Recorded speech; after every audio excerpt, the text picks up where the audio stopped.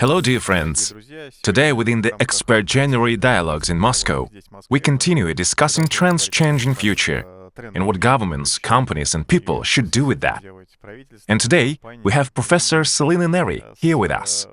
We will discuss the future of the labor market and the human capital. In your presentation today, you mentioned that the future of working places is a conversation in the rear-view mirror. Like when we look at the working places, we look at the past, and based on that, we try to build our future. And we can have serious mistakes with that.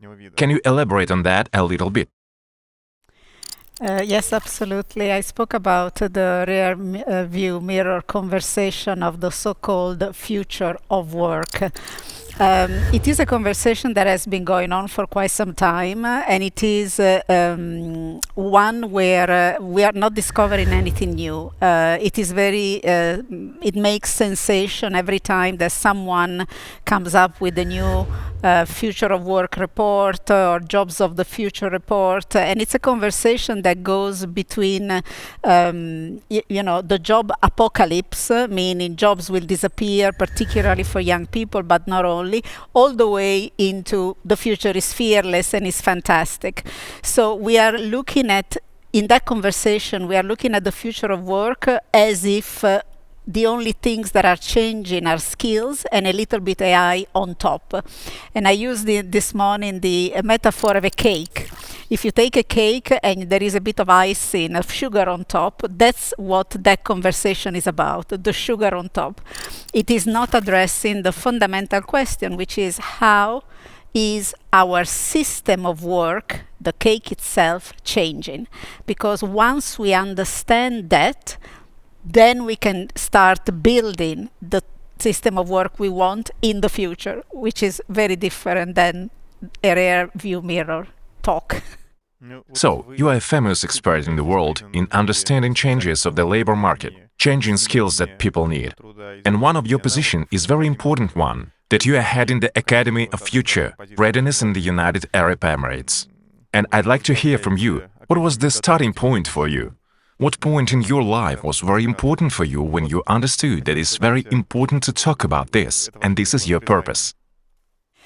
It's actually something that has grown in me over time. There have been many pivotal moments because I spent a lot of my industry time in 4 industries, and then I moved into education where I am today.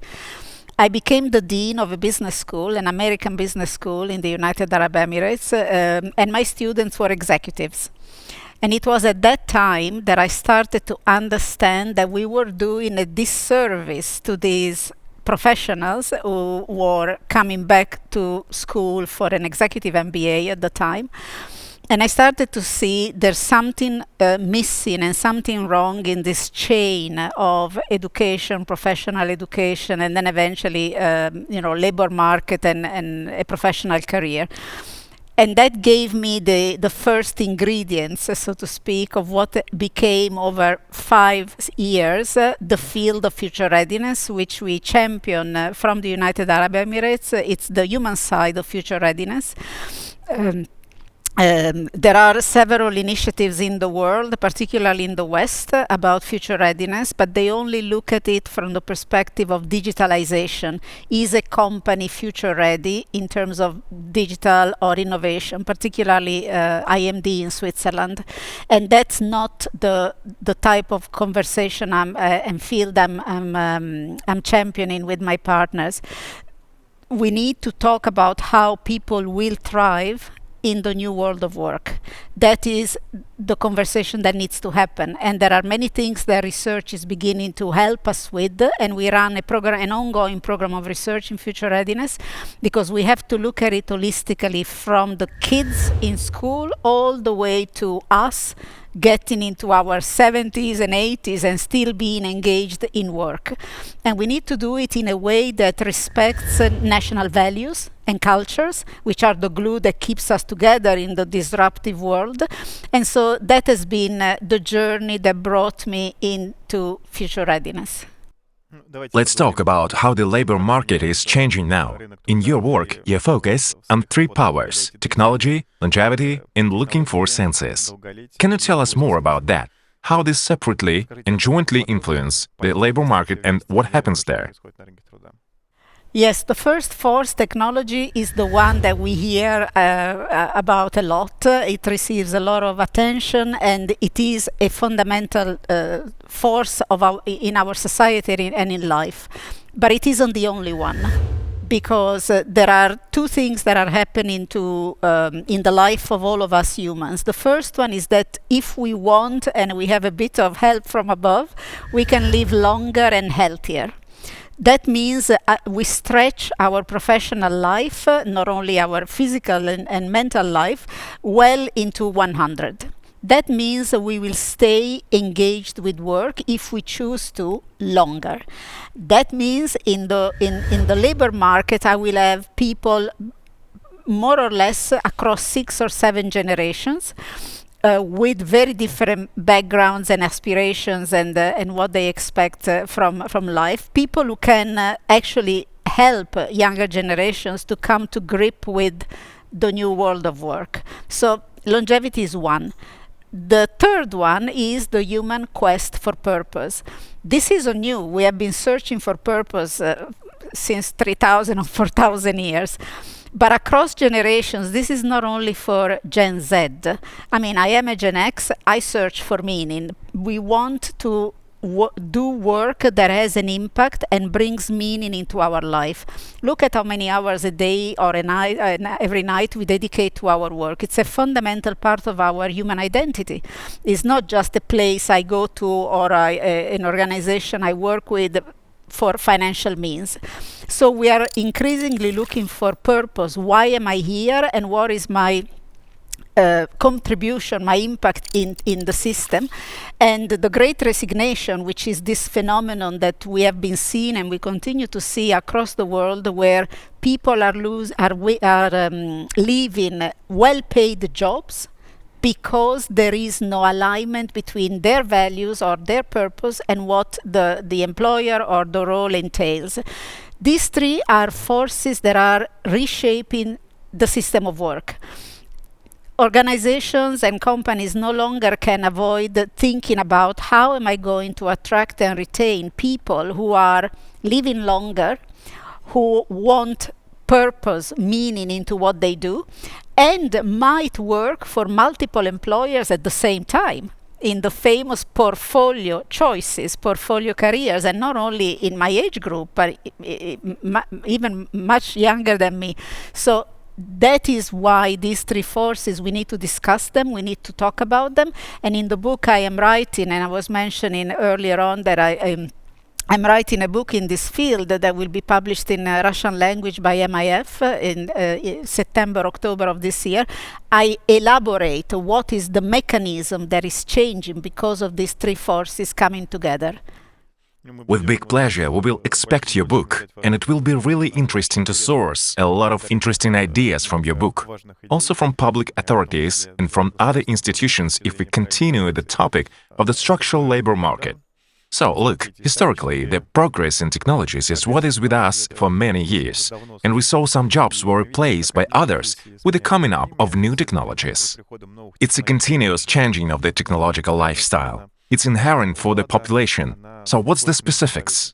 What is the changes in the labor market in a situation of a certain profession? What's, for example, with the AI there? So AI is transversal, doesn't know silos, divisions, functions. So the moment I implement AI in a part of an organization or a company, that same implementation will give me access to data that is not only related to that function. Let's imagine a company starts introducing in accounting and finance a piece of AI, and the team starts working with it. The same data and insights that the people and the system will generate together will not only be defined or confined to finance or accounting, will be interesting for the sales engine, for the product development engine, for the research and development engine. So that forces us even more than before to collaborate, to create value and propel ourselves and the organization forward. AI also cuts across in terms of, it's not only a phenomenon of younger workers, older workers, blue-collar workers, this horrible expression that I never liked, blue-collar or white. It touches everybody. There is this famous phrase, jobs are changing on us, even if we do not change jobs. And because of this, it has the potential to be an equalizer, but we have to use it and implement it correctly, because it will break the traditional management structure. And I speak about the pyramid versus the diamond shape, and it will make our job description, role description very fluid. So in the morning I was speaking about everybody is a problem solver in this world of AI and an artist, for two very different reasons. So I can take any job, it will boil down to the type of problems and complexity I solve and the type of artistry I bring. Why? Because artists are the ones that imagine future possibilities, and the problem solver side of us is the one that tackles current problems to find solutions for today. So each of us, regardless of industry, seniority or role, is a combination of the two, and this is enabled by technology. That was a very important idea that I wanted to discuss more with you. It is dependent to the change of structure within one company, one tradition. The traditional pyramid, where you have a lot of young employees, a little bit less middle management, and a few people on top. And in this pyramid, we see continuous progress happening when the best performers grow to the middle level, then go to the top. Now with the AI, this proportion is changing, since the AI significantly cuts the need for younger personnel. How can those pyramids be sustainable in the new world? Very good question, because first of all, we need to understand the change to then understand how we make it sustainable. So the diamond shape is a shape where there are less junior roles at the bottom of the diamond, and the middle expands not only in terms of more people who are in middle management, but more fluid and larger roles within middle management. This is where the majority of us will be. Why? Because in the use of AI will force us and will enable us to fundamentally hold the core of a business together, both in terms of future, artistry, and problems of today. And at the top, there will be only a smaller number of leader by title. But also in the middle, I will have leadership. It's just that we don't use the term leader by title. This creates a system where, if I look at education at the moment, students come out of education, whether it's the kids, high school or university, with what in the job market we call basic skills, basic competencies. Those basic competences used to go into the bottom of the pyramid as entry-level jobs. Since that is no longer available, this is why we speak about job apocalypse, I need to re-look at the system of education to ensure that I can engineer higher level skills in the toolkit that these young people will bring, not into the bottom, but into the middle of the diamond. It's the only way to bring them into the world of work quickly, and to satisfy the demand for what that middle management needs in terms of skill set. So we need to start from the beginning and re-look at the system of education to ensure that there is no job apocalypse anymore. Does it mean that, for example, education is the new world will take longer? Not necessarily. I think education will take on a different form and shape, because first of all, education will be with us lifelong. That's why we speak about lifelong learning. And by education, I don't mean only formal education, but also any other opportunity that we have to learn, which is peer-to-peer education. It's a very important one. This morning, I mentioned the tremendous success in Russia of School 21. School 21 is a very clear example of a system that is together with the existing education system, already changing the type of skill set that young people bring into the diamond shape. So education will take on a different shape. We need to be careful when we speak about this, because I am absolutely convinced that developing the mind, and this is what education is about, remains fundamental, even more so in the AI-enabled world. But it is learning that develops the person, meaning it is when I take education and I learn new ways of thinking, I can solve any problem in my life or in my business. At the moment I have learning activated, that education becomes internal. It's my toolkit. It will help me to navigate anything, both in personal life and professional life. I have worked long enough in education to know that it is often difficult to change a system that has been there for many years. And we always say, it's easier to change the course of history than the history course, because curricula are very often set for several years, 5 to 7 years. And therefore, what I advocate is practical steps that can supplement and complement the existing education system, whether it's AI helping teachers to analyze, for instance, in real time where I am as a student with my learning, or taking on the lion's share of my administrative work. Even as a professor, I would love that to happen very quickly. But education will stay with us longer. This is the big change with longevity. We are no longer in, I am born, I get educated, I have a career, I retire. That system is the system where age equals a stage in life. Today, we live already in a system where my age and my stage are different. And everybody is in a loop of working, living, and learning. And therefore, at any stage in our life, we are on a learning journey.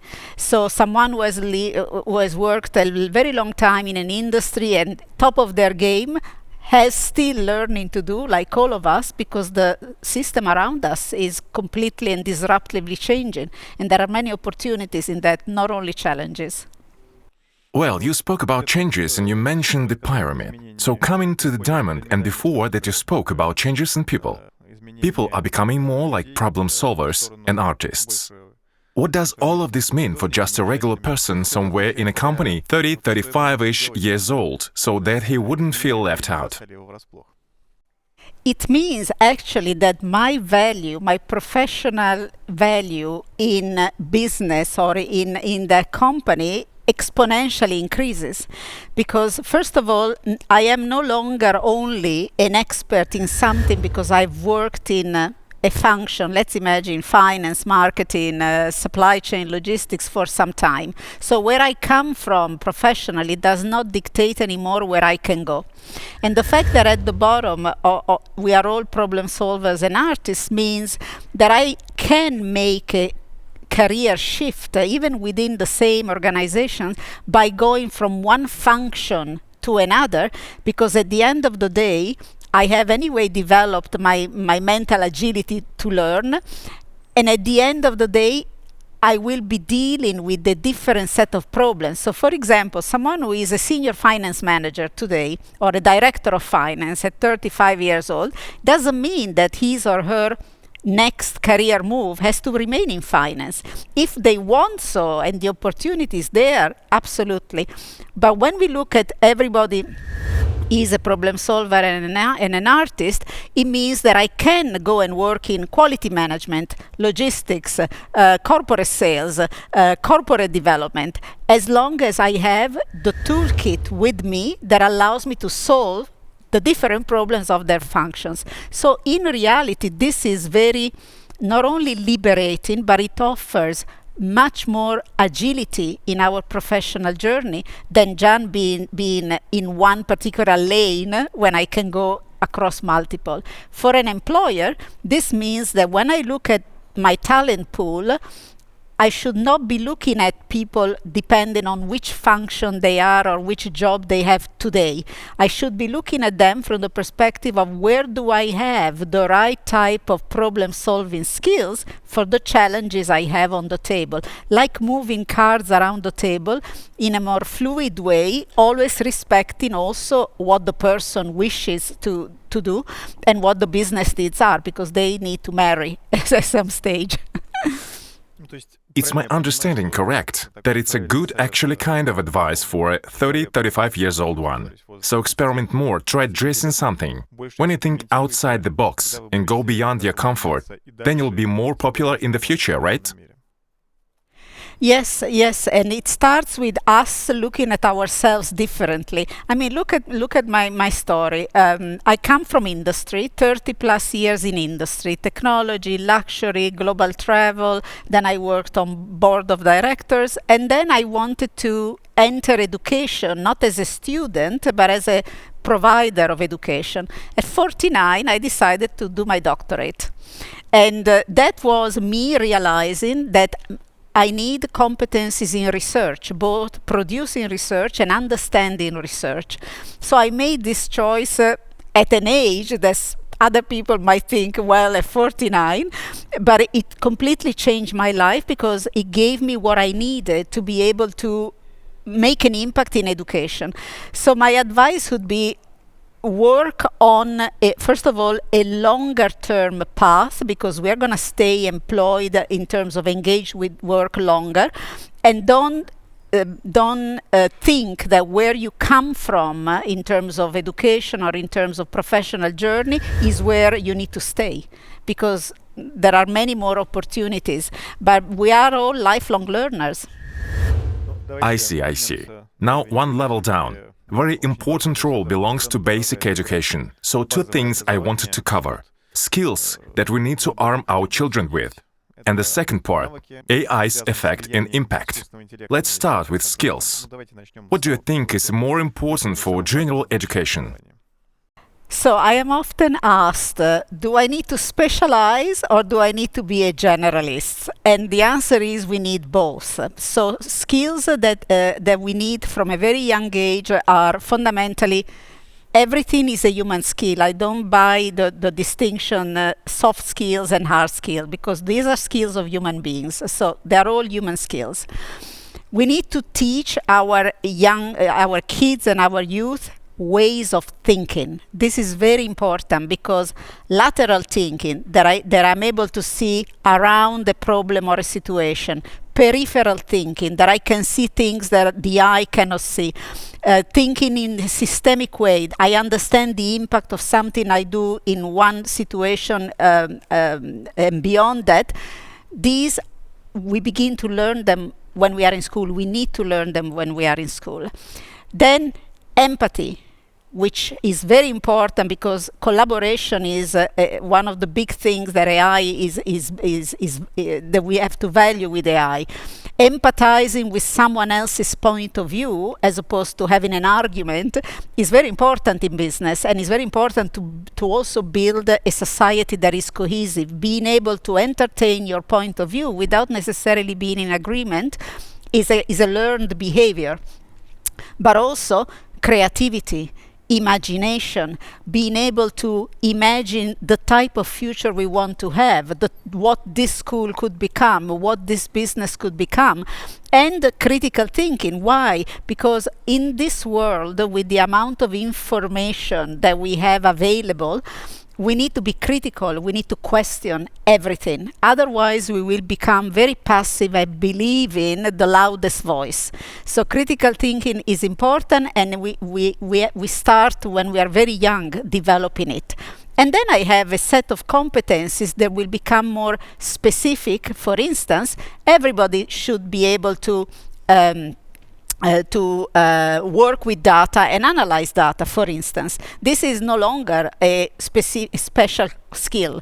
In today's world, this should be normal. And no, I'm not talking about data crunching. AI can do that. I'm talking about the intelligence to generate insight out of data, as well as understanding just in general what technology is doing, what it is becoming, because we are driving that development and not someone else.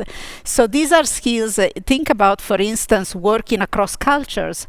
It's very important. Look at the world we live in, understanding it's one thing to say I am an expert in negotiations. It's another thing to say, can you go to China and negotiate a deal with multiple stakeholders? This is again a skill that is needed because of the type of economic development that we are living in and the type of prosperity we want to build. And all of these go together with learning about our history, our literature, our what has built a country the way it is, and of course understanding biosciences and the world around us. AI, well, especially large language models for the last 2 years, are very popular in education. And it's sometimes a problem in Russia.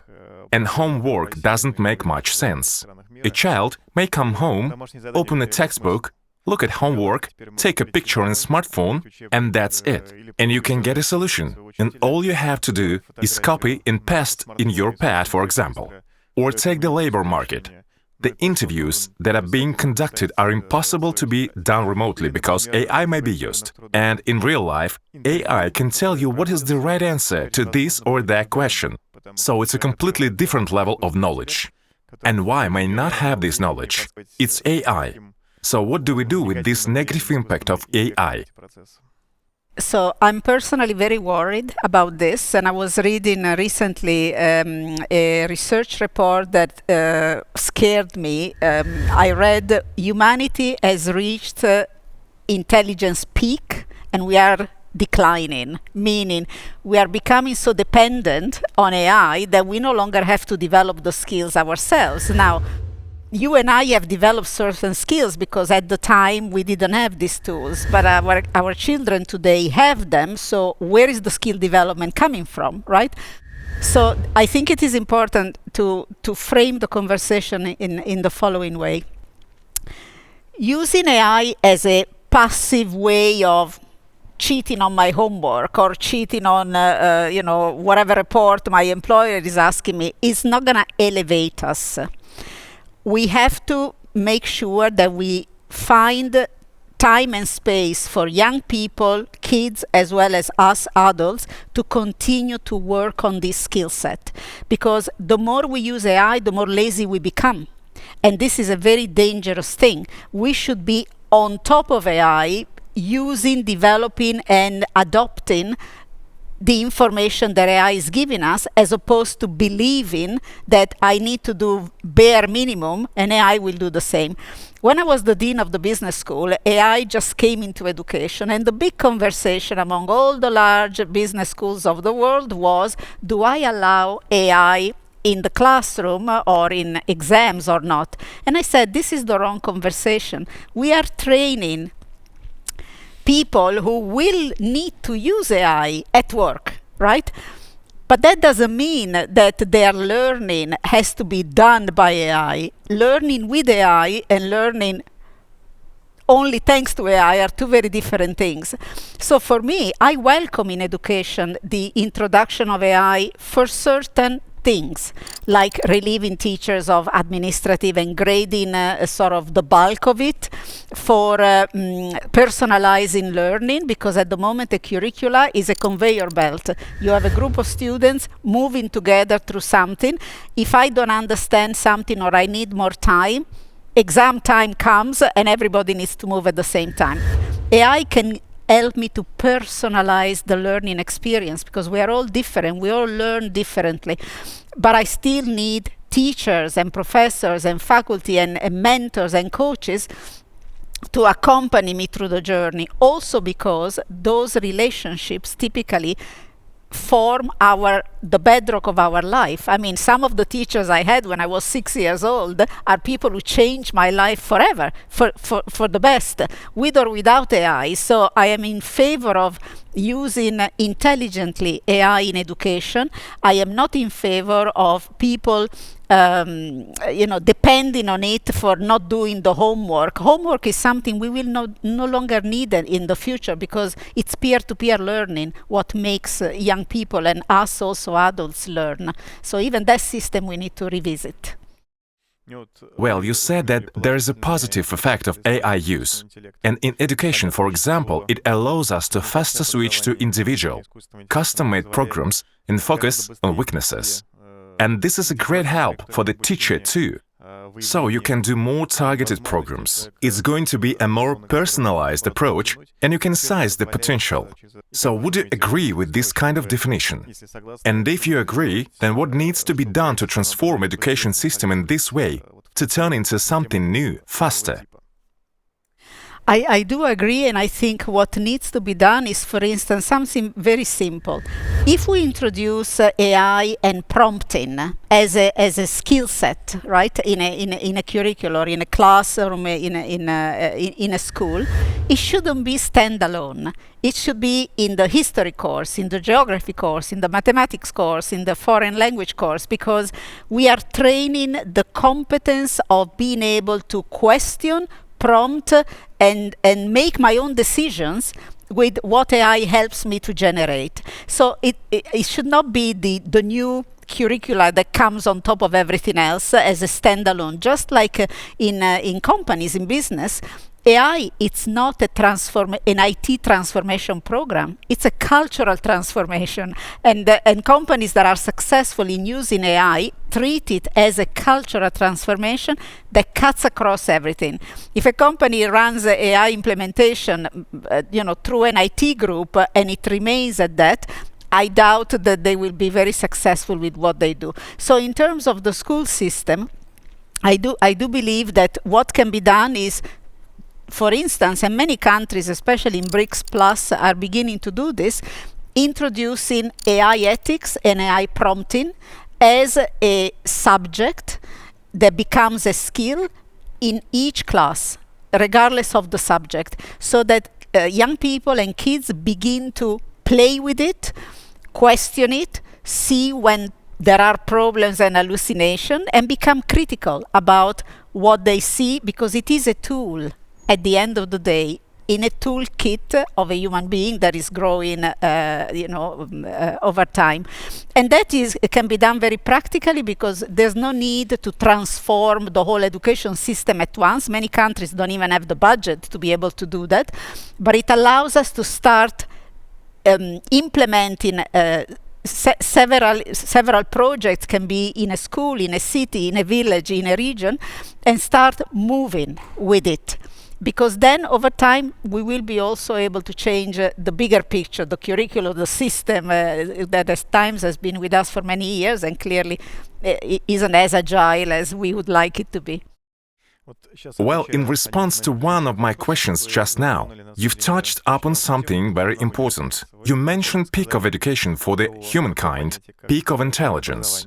And you said that in the course of education, a human being should be above AI, not below. AI, not under it. So my question is, will everything be able to be above AI? Is there a border? And will the society be separate even more?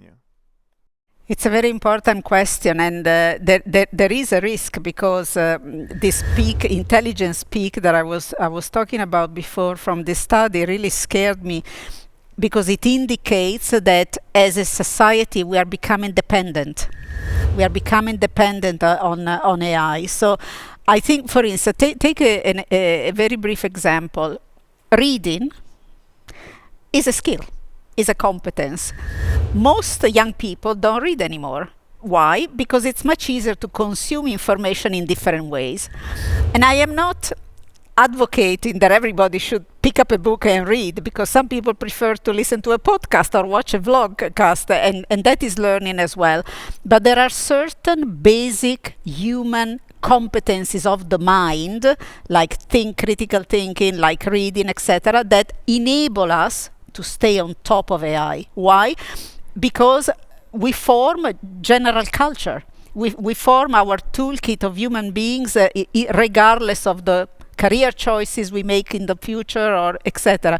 My life, I come from the humanities, for instance. I went into economics in terms of my university studies, but before that it was humanities. And at the time, I felt, why am I wasting my time with the humanities? Today, there is a rush back to bring the humanities into people's life, because we learn so many things that we need to use with AI from humanities, which are, the discussion and the knowledge about where humans are coming from, how knowledge is created, how do I question truth, what is truth, etc. So I am concerned about the excessive use and dependency on AI, and we need to be vigilant about that, which also include for an employer or for a school, making sure that people don't become lazy with it, because it's very easy to, I see it myself with my agentic AI tool, I can become very lazy and not do my own work on myself. But if we want a society to stay on top of AI, these are the elements that we need to touch on. But it is a danger. It's important we recognize it, because if we recognize it, we are vigilant. Whether we solve the problem, that's a different story, because it depends also on the development side of AI, which is catching up all the time. So, as I mentioned, the pace of the progress and AI implementation is staggering. Nothing was before in the humankind history. The first language models appeared a couple of years ago, and now these are powerful tools that if you don't use them, you start to seriously lag behind in the competition. And it's clear that people start worrying about it. It's clear that youth and elder populations start to be nervous. What will happen? How the situation can be improved? So what is at work to be done in this sense by the state? What kind of changes should be in the policy? What kind of solutions? For example, you mentioned School 21 as one of the examples that give additional opportunities. Anything else probably you would recommend? I would definitely recommend the policy changes that enable and inspire younger and young at heart generations to get their hands dirty with large language models, because we have a collective fear of this technology that is changing very quickly. The only way to get the fear out of the equation is for us to start working with it. And I am someone who has worked in the technology industry for a long time, and the first time I used agentic AI, I was myself apprehensive, because it was a learning curve for me as a learner. So I think policy changes that bring flexibility and opportunities across generations to really understand what these new large language models are, what the applications are, how can I use them in, for my private life as well as my professional life. So that is one. The second one that I would recommend in terms of a policy change, and can start as a pilot or can become policy immediately, is to introduce competency-based education and competency-based assessment. Meaning, as a student, regardless of my age, I progress through something because I have developed a competence, not because there is a calendar that tells me today is assessment day or today is exam day. Because the only way to get this flow of graduates and professionals to go into the middle of the diamond is that by the time they are entering the diamond and they flourish in the diamond, competence development is there. It's like going to the gym or brushing our teeth. Is a daily activity. So competence-based education and assessment is very important. And it simply takes some guidance for schools to ditch exams or multiple choice tests. As a dean, when I became the dean of that university, I made a decision against the curricula, and I explained to the Minister of Education why I was making it.